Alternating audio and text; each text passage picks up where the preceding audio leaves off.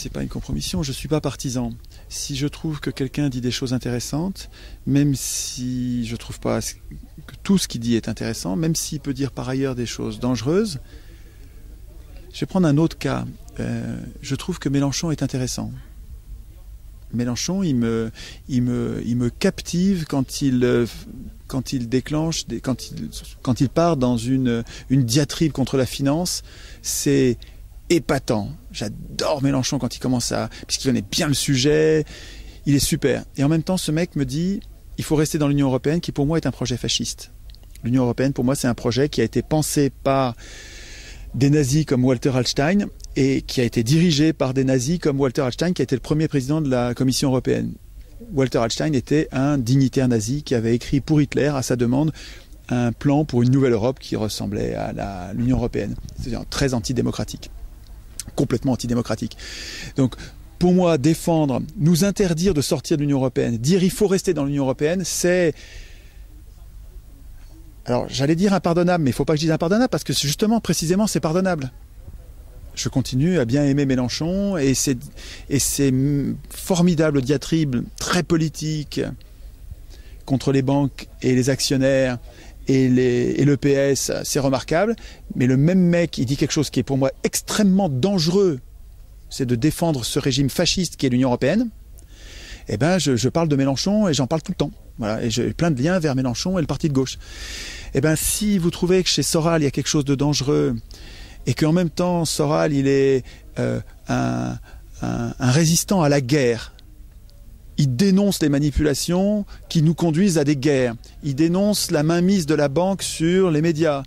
Il dénonce le côté va-t-en-guerre de nos médias et de nos gouvernements. Il dénonce la duplicité des politiques.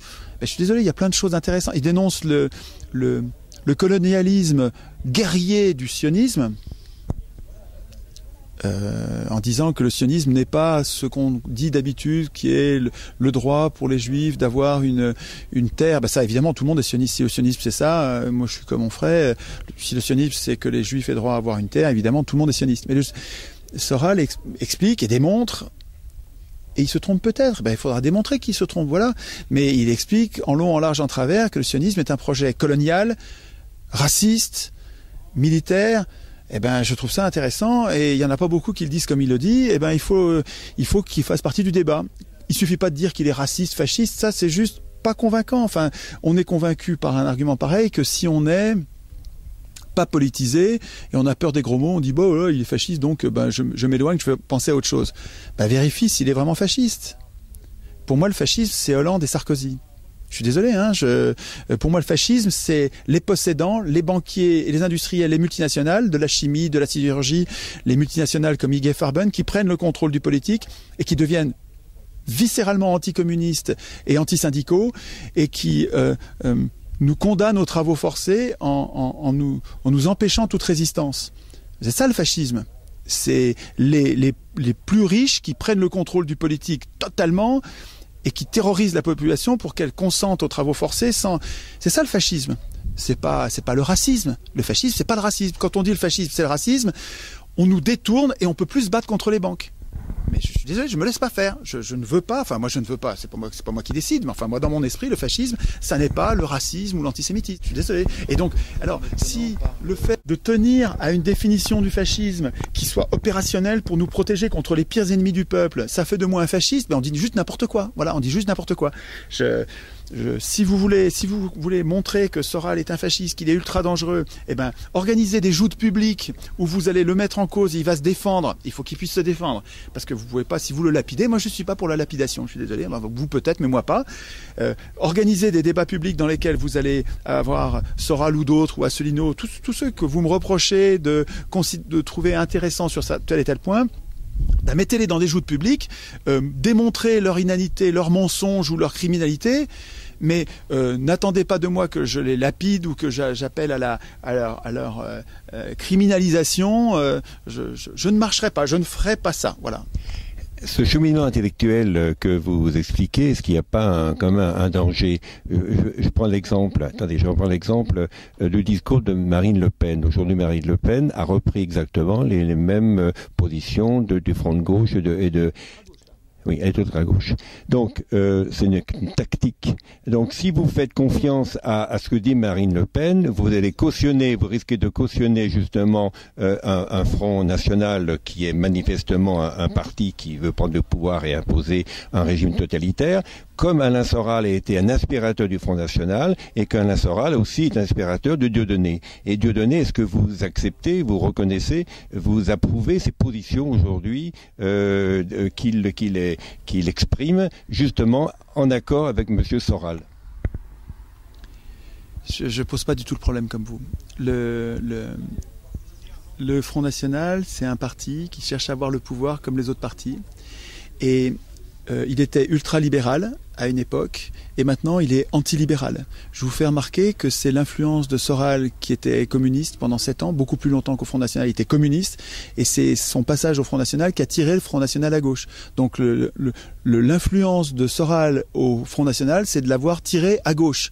Excusez-moi, de tirer un parti à gauche, vraiment à gauche, hein, avec défense contre le libre-échange, défense contre la monnaie privatisée et donc demande d'une monnaie publique, protection des services publics, excusez-moi, mais amener un parti quel qu'il soit à avoir des positions de gauche, je trouve pas ça dramatique. Je trouve ça... Quel crédit apporter à un parti tactique? C'est une tactique. Vous savez très bien que le Front National dit un jour quelque chose et son contraire le lendemain.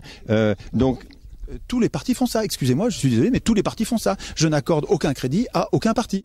Ça veut dire que vous mettez sur le même plan un parti comme celui du Front de gauche et du Front National, c'est la même chose. Votre façon de poser la question fait que ma réponse peut être prise ensuite en boucle comme un piège. Je ne pose pas le problème comme ça. Je dis que ni le Front National, ni le parti de gauche n'ont la moindre chance d'être majoritaire. On va jamais monter, le système de domination ne va jamais monter les curseurs médiatiques pour qu'ils soient majoritaires. Donc ils sont des défouloirs qui nous donnent l'impression qu'il y a une pluralité et que donc on va y arriver, si on se mobilise, on va arriver à gagner par l'élection. Ça, c'est une escroquerie, ça ne marchera jamais. Et ce que je dis, c'est que les deux partis qui sont au pouvoir tout le temps, le soi-disant UMP qui est pas populaire et le soi-disant PS qui est pas socialiste, sont l'extrême droite au pouvoir. Je vous dis que le danger, c'est pas Le Pen, c'est Sarkozy et Hollande, et qui sont au pouvoir et qui sont en train de détruire notre République, le peu de République qu'on avait, et qui sont en train de détricoter ce qu'on avait gagné avec le Conseil national de la résistance. Le vrai danger, c'est ni Le Pen, ni Soral, ni Mélenchon, c'est les partis au pouvoir qui sont fascistes. Le fascisme, il est au pouvoir. Faut arrêter de nous faire chier avec Le Pen ou Soral qui sont pas dangereux. Enfin, ils n'ont aucune chance d'accéder au pouvoir. Je veux dire, on nous balade avec ce truc-là. Je suis désolé, Soral est bien plus résistant à l'horreur libérale que Hollande ou Sarkozy qui sont tout le temps aux manettes. Je veux dire, arrêtez de nous faire parler de non-sujets, quoi, de nous diviser. Je suis désolé. En plus, les gens qui sont derrière Soral, moi j'en vois plein, c'est des humains comme vous et moi. C'est des humains qui cherchent le bien commun à leur façon et dire que c'est des fascistes. Mais c'est des conneries.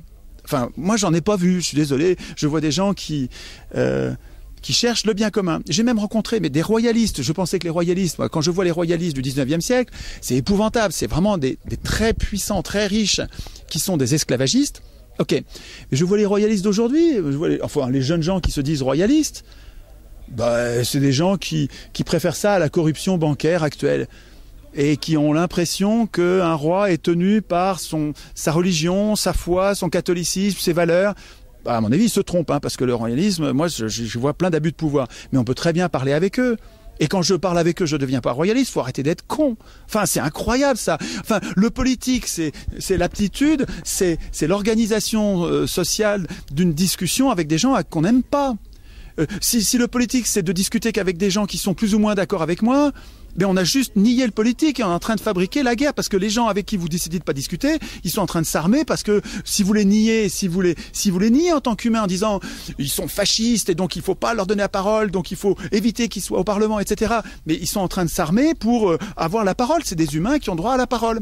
C'est très important qu'ils aient la parole pour que le débat reste serein. Mais le débat est important, comme vous dites, et le débat est important de confronter les arguments. Nous, en tant que médias, on a invité le Front National aux dernières élections européennes. Alors on pourrait dire qu'on l'a fait. Par contre, au niveau de M. Soral, Et voilà. Et même M. Soral en particulier. Ce que dit M. Soral, qui peut être aussi des éléments à prendre, comme vous dites, qui sont intéressants. Néanmoins, ces positions que vous condamnez à la fois l'UMP et le Parti socialiste comme un parti fasciste, Alain Soral et d'accord, mais Alain Soral n'a pas caché ses sympathies justement pour des régimes totalitaires, des régimes fascistes qu'il a exprimés dans ses écrits. Par exemple, j'ai pas lu ça. Si j'avais lu ça, j'en parlerais. Mais moi, j'ai pas vu ça. Des sympathies pour des régimes totalitaires, pas du tout. Pourtant, Alain Soral a déclaré dans une vidéo que la liste antisioniste conduite par Dieudonné aux Européennes de 2009,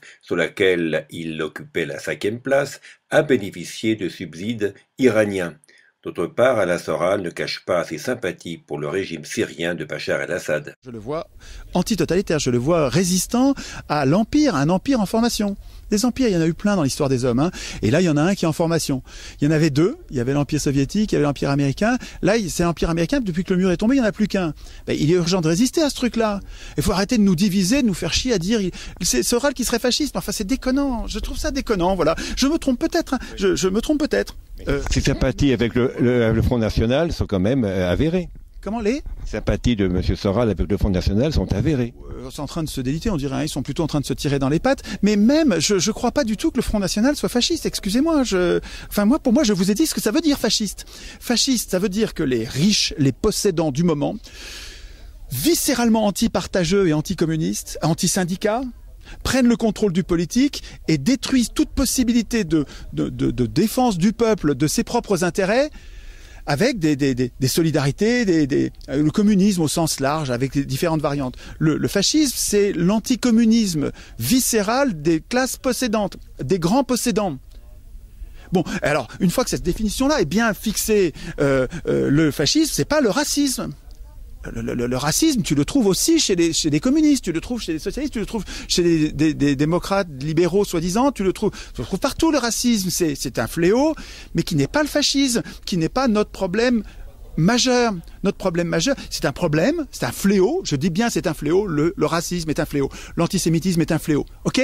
C'est dit ça, c'est évident, enfin, le fait que j'ai à le dire est incroyable. Bon, mais ceci dit, c'est un fléau, ça n'est pas notre problème politique premier. Notre problème politique premier, je vais trop vite, c'est notre dépossession politique par des fascistes, c'est-à-dire des brutes qui ne pensent qu'à eux et qui sont antisociaux et qui sont des esclavagistes au sens strict, c'est-à-dire qui condamnent la classe ouvrière aux travaux forcés.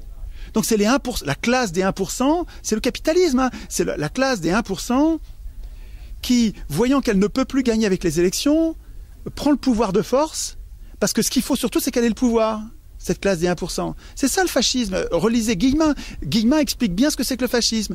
Et quand on essaye de me dire aujourd'hui le fascisme, c'est le racisme, ou c'est le catholicisme, ou c'est une position sur l'avortement, mais on n'en a rien à foutre. C'est des sujets, enfin, on n'en a rien à foutre, c'est juste une échelle de valeur. Le problème, la position sur l'avortement, c'est un choix de société, super important. Et moi, je suis évidemment pour que les femmes puissent avorter librement, évidemment. Mais c'est un sujet complètement second. Et c'est pas ça qui va me permettre de dire qu'un régime est fasciste ou qu'un militant est fasciste ou pas. C'est pas du tout ça. Pour moi, l'axe de clivage entre la gauche et la droite, c'est les privilèges ou la lutte contre les privilèges. À gauche, on résiste aux privilèges. À droite, on protège des privilèges.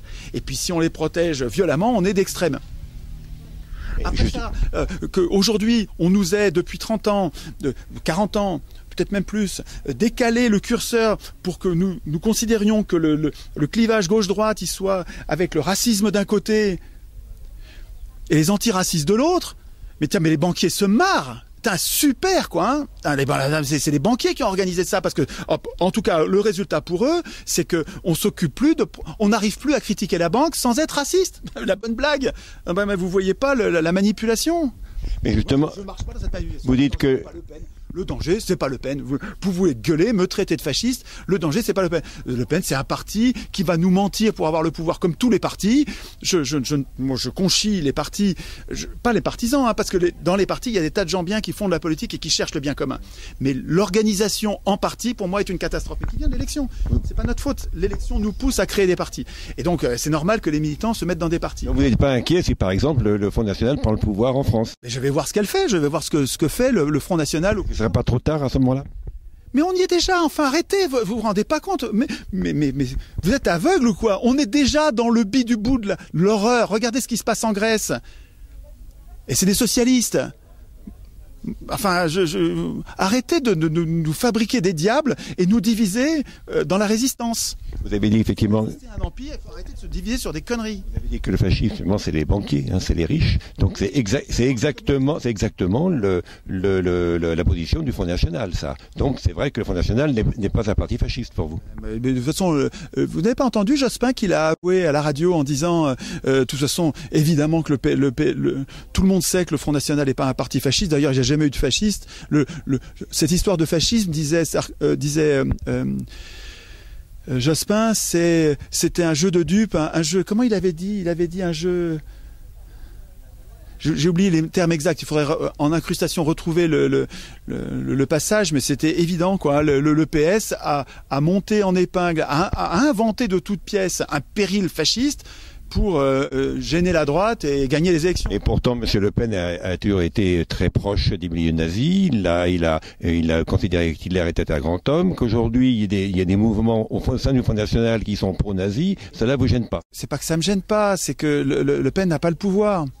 Donc mais il risque de l'avoir. Mais pas du tout. Voilà, je crois pas ça. Voilà, je vous ai dit, je crois pas ça. Je pense que les deux partis challenger, 2 ou 3 partis challenger, sont des leurs pour qu'on se dispute sur eux et qu'on n'arrive pas à diminuer l'influence des 2 grands partis qui sont, eux, des partis d'extrême droite parce qu'ils sont anticommunistes, antisyndicaux, antisociaux, quoi. Hein. Regardez leur politique, la politique de l'Union européenne, elle est profondément, radicalement antisociale.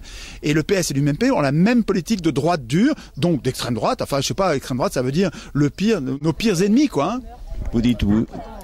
Lutter contre le chômage, alors qu'en fait, ils fabriquent du chômage de masse. Hein. Vous dites donc antifasciste, mais donc vous dites aussi. Est-ce que vous dites anticommuniste? Mais moi, je suis pas anticommuniste. Enfin, je prétends que si nous écrivions nous-mêmes notre constitution, nous écririons des institutions communistes et elles seraient possibles seulement parce que nous les voulons, parce que unanimement, nous décidons de faire ça. Les sociétés communistes qui marchent, et il y en a plein qui marchent, c'est parce qu'elles sont voulues par tous. Ce qui marche pas, c'est l'horreur soviétique dans laquelle tu as une petite bande qui décide d'imposer le communisme à des gens qui en veulent pas. Bah oui, ça finit en bain de sang. Mais je suis pas pour ça du tout. Je suis pour que nous fassions nous-mêmes la société que nous voulons. Et si notre société ne veut pas le communisme, ben on n'aura pas le communisme, on aura ce que nous voulons, ce que nous aurons décidé. Donc je suis ni communiste, ni... Enfin, je voudrais que nous nous comportions en adultes et que nous soyons capables de vivre ensemble avec des gens qui, au premier abord, sont pas d'accord du tout avec nous, mais on met en place des groupes de travail qui nous permettent de coexister sans nous taper sur la gueule. Et donc je n'imagine pas de traiter quelqu'un de raciste comme si c'était sa nature. Je me sentirais raciste à faire ça, ou fasciste en disant comme et alors quoi, toute sa vie il va être fasciste. Et donc toute sa vie on va quoi? On va le mettre au banc, on va faire une prison pour les fascistes.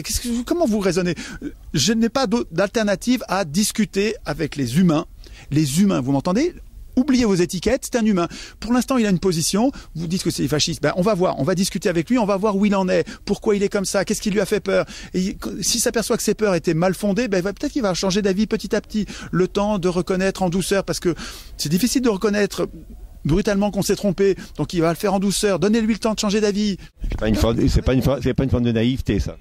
Peut-être que je suis naïf, mais n'empêche que je suis pas, je crois aux politiques. Moi, je suis désolé, et je suis pas raciste.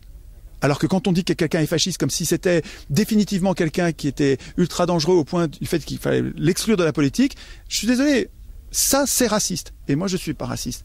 Je crois aux humains, je suis prof, donc je sais bien que les humains changent. Si tu leur fais confiance, ils se transforment en bien, toujours.